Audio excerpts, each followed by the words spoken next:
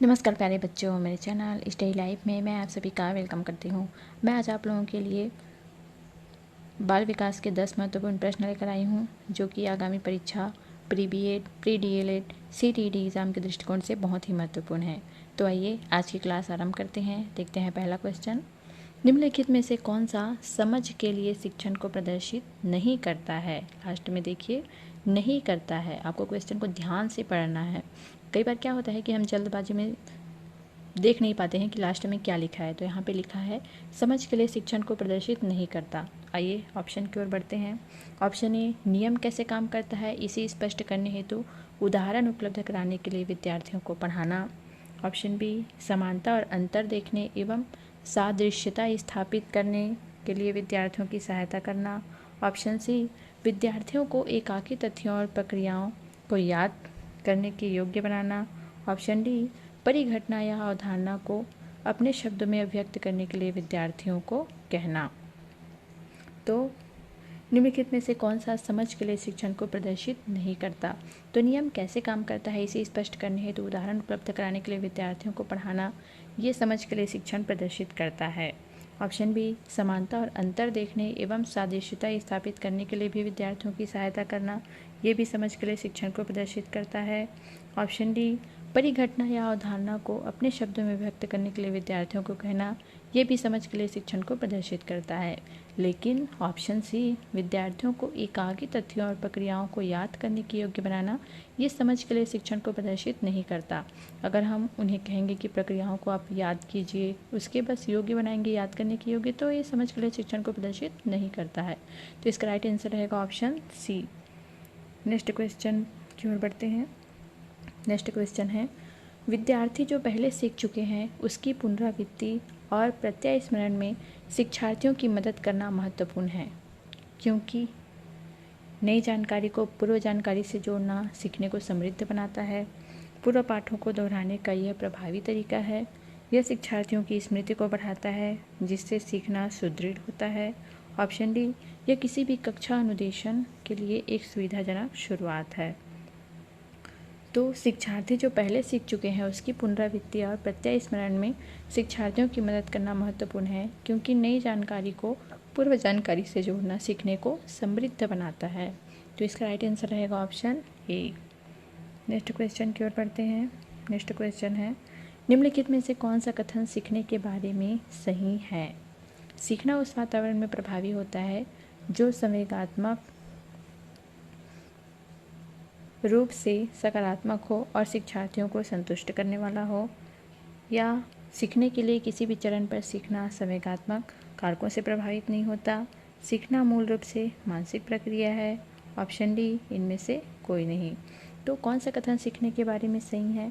तो सीखना उस वातावरण में प्रभावी होता है जो संवेगात्मक रूप से सकारात्मक हो और शिक्षार्थियों को संतुष्ट करने वाला हो। तो इसका राइट आंसर रहेगा ऑप्शन ए। नेक्स्ट क्वेश्चन है, एक बच्चा अतीत की समान परिस्थिति में की गई अनुक्रियाओं के आधार पर स्थिति के प्रति अनुक्रिया करता है। यह किससे संबंधित है? सीखने का सादृश्यता नियम, सीखने का प्रभाव नियम, सीखने की प्रक्रिया का अभिवृत्ति नियम, सीखने का तत्परता नियम। तो एक बच्चा जो है अतीत की समान परिस्थिति में की गई अनुक्रियाओं के आधार पर स्थिति के प्रति अनुक्रिया करता है, तो यह है सीखने का प्रभाव नियम। उस पर प्रभाव पड़ा है, इसीलिए वह सीखने के प्रभाव नियम से संबंधित है। तो इसका राइट आंसर रहेगा ऑप्शन बी। नेक्स्ट क्वेश्चन की ओर बढ़ते हैं। नेक्स्ट क्वेश्चन है, सीखना समृद्ध हो सकता है यदि। सीखना कब समृद्ध हो सकता है? वास्तविक दुनिया से उदाहरण को कक्षा में लाया जाए, जिससे विद्यार्थी एक दूसरे से अंतःक्रिया करे और शिक्षक उस प्रक्रिया को सुगम बनाए। ऑप्शन बी, कक्षा में अधिक से अधिक शिक्षण सामग्री का प्रयोग किया जाए। शिक्षक विभिन्न प्रकार के व्याख्यान और स्पष्टीकरण का प्रयोग करे। कक्षा में आवधिक परीक्षाओं पर अपेक्षित ध्यान दिया जाए। तो सीखना समृद्ध कब हो सकता है भाई? जब वास्तविक दुनिया से उदाहरण को कक्षा में लाया जाए, जिससे विद्यार्थी जो है एक दूसरे से अंतःक्रिया करे, बातचीत करे, चर्चा करे और शिक्षक उस प्रक्रिया को सुगम बनाए, तब सीखना जो है समृद्ध हो सकता है। तो इसका राइट आंसर रहेगा ऑप्शन ए। नेक्स्ट क्वेश्चन है, एक शिक्षक को अपने विद्यार्थियों की क्षमता को समझने का प्रयास करना चाहिए। निम्नलिखित में से कौन सा क्षेत्र इस उद्देश्य के साथ संबंधित है? शिक्षा समाजशास्त्र, सामाजिक दर्शन, मीडिया मनोविज्ञान, शिक्षा मनोविज्ञान। तो एक शिक्षक को अपने विद्यार्थियों की क्षमताओं को समझने का प्रयास करना चाहिए। यह जो उद्देश्य है वो है शिक्षा मनोविज्ञान। तो इसका राइट आंसर रहेगा ऑप्शन डी। नेक्स्ट क्वेश्चन है, शिक्षार्थियों का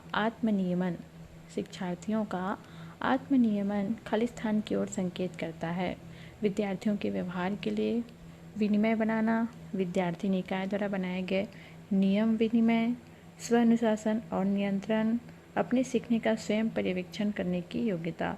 तो शिक्षार्थियों का आत्मनियमन संकेत करता है अपने सीखने का स्वयं पर्यवेक्षण करने की योग्यता। तो इसका राइट आंसर रहेगा ऑप्शन डी। नेक्स्ट क्वेश्चन है, निम्नलिखित में से किस कथन को सीखने के लक्षण के रूप में नहीं माना जा सकता? किस कथन को सीखने के लक्षण के रूप में नहीं माना जा सकता? सीखना कुछ ऐसी चीज़ है जो कुछ अनुभवों के परिणाम स्वरूप घटित होती है। व्यवहार का अध्ययन सीखना है। अधिगम भी सीखने का एक हिस्सा है। सीखना एक प्रक्रिया है जो व्यवहार में मध्यस्थता कर सकता है। तो किस कथन को सीखने के लक्षण के रूप में नहीं माना जा सकता? तो व्यवहार का अध्ययन सीखना है, इसे हम सीखने के लक्षण के रूप में नहीं मान सकते हैं। तो इसका राइट आंसर रहेगा ऑप्शन बी। नेक्स्ट है, सिद्धांत के रूप में रचनावाद क्या है? दुनिया के बारे में अपना दृष्टिकोण निर्मित करने में शिक्षा की भूमिका पर बल देता है। सूचनाओं को याद करने और पुनः स्मरण द्वारा जांच करने पर बल देता है। शिक्षक की प्रभुत्वशाली भूमिका पर बल देता है। अनुकरण की भूमिका पर केंद्रित है। तो सिद्धांत के रूप में रचनावाद जो है दुनिया के बारे में अपना जो दृष्टिकोण निर्मित करने में शिक्षा की भूमिका पर बल देता है। तो इसका राइट आंसर रहेगा ऑप्शन ए। नेक्स्ट क्वेश्चन है, विशेष रूप से प्राथमिक स्तर पर विद्यार्थियों के सीखने संबंधी समस्याओं को संबोधित करने का सबसे बेहतर तरीका क्या है? अक्षमता के अनुरूप विभिन्न शिक्षण पद्धतियों का प्रयोग करना, महंगी और चमकदार सहायक सामग्री का प्रयोग करना, सरल और रोचक पाठ्यपुस्तकों का प्रयोग करना, कहानी कथन पद्धति। तो विशेष रूप से प्राथमिक स्तर पर विद्यार्थियों के सीखने संबंधी समस्याओं को संबोधित करने का सबसे बेहतर तरीका है कि अक्षमता के अनुरूप विभिन्न शिक्षण पद्धतियों का प्रयोग करना। तो इसका राइट आंसर रहेगा ऑप्शन ए। तो चलिए आज की क्लास यहीं समाप्त करते हैं। आशा करती हूँ आप सभी को मेरा वीडियो अच्छा लगा होगा। स्टडी रिलेटेड क्लास से जुड़े रहने के लिए मेरे चैनल को सब्सक्राइब करें, वीडियो को लाइक और शेयर करना ना भूलें। धन्यवाद।